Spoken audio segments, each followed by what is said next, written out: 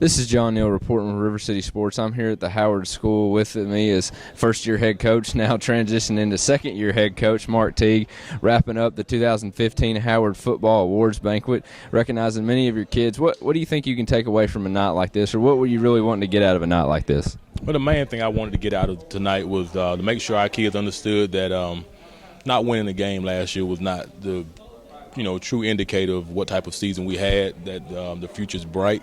They've got a lot of positive things to look forward to, and I wanted them to understand that they won in a lot more ways than just on the, what the scoreboard showed. And I think we accomplished that, and I wanted to recognize them. I wanted to let them know that a winless season doesn't mean they can't be recognized for their achievements, because they worked hard like all the other teams did. So.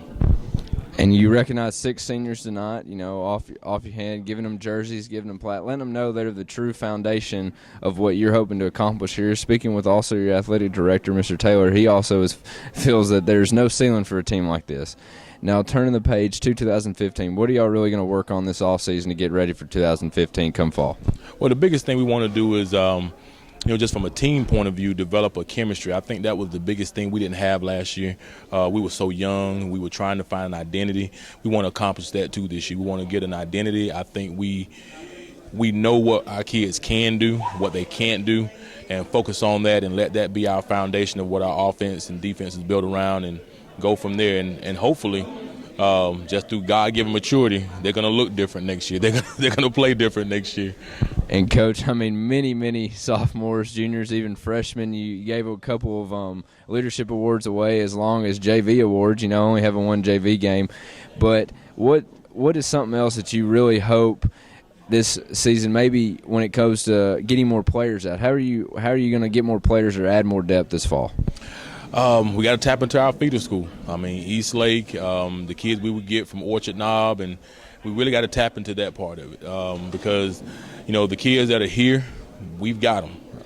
And we have done a great job. Our coaches who teach here, trying to get the kids to come out and trying to get them to understand that, they can play other sports, and football is one of them. And other coaches in the school, they back us, and that's one of the things we're doing, is trying to work with the baseball coaches, basketball coaches, wrestling coaches, and we all work together, sharing athletes. But we also got to get these kids that, from the feeder schools to come in and buy into our program. And that's probably the biggest thing.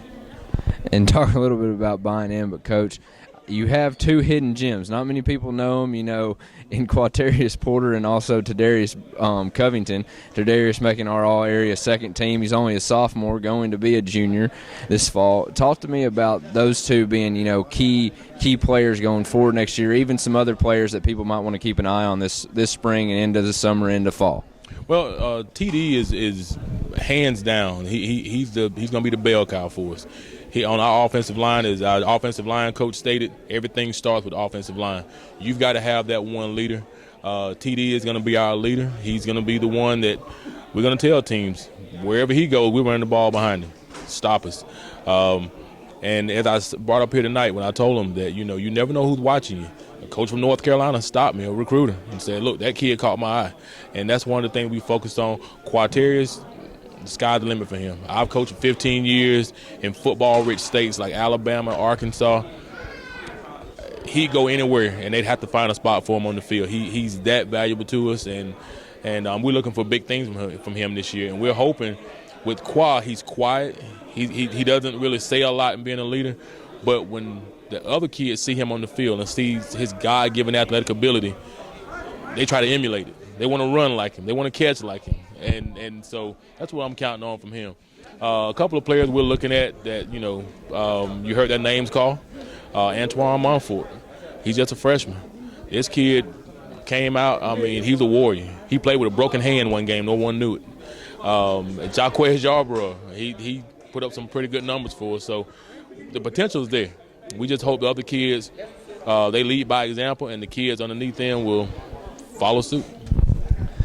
And just getting people here, we are wrapping up the 2015 Howard Awards Banquet. But one thing I really want to point out why Coach Teague is here, like he said something, continuous growth throughout a program, not just on the wins or loss scale, but as individuals, as team players, as the overall ability as what he's going to get into 2015.